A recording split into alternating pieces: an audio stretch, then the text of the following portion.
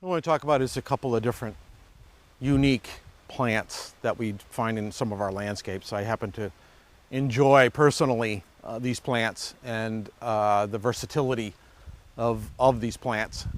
Underused plants that we don't commonly see a lot in the common landscapes in this area. Another one of my favorite plants is the red cedar. Red cedars grow very well in this environment. We've got many of these trees that you'll see on the side of the highway. I think we all, going down 495 for instance, you'll see them in the medium strip. They're a very hardy plant, a little underused in the landscape.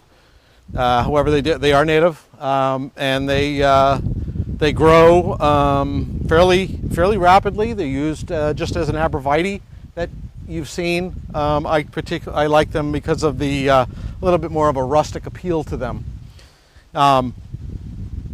I've planted a series of them, a number of them in certain areas throughout the landscape, and we've done some creative pruning with some of these plants because they they react to certain types of abnormal pruning very well. This is a red cedar.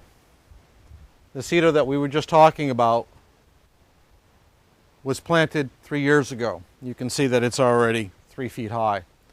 This cedar was planted just 15 years ago.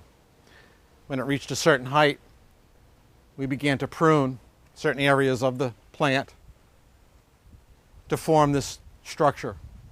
Because it's in a landscape that simulates a very early landscape, 17th century landscape, English, we decided to do some topiary pruning.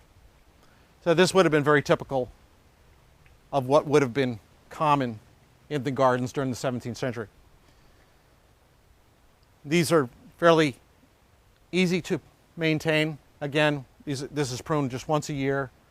Once you establish the shape is virtually there as long as you keep on pruning it once a year. Very hardy, and it's obviously a very unique type of plant in the landscape.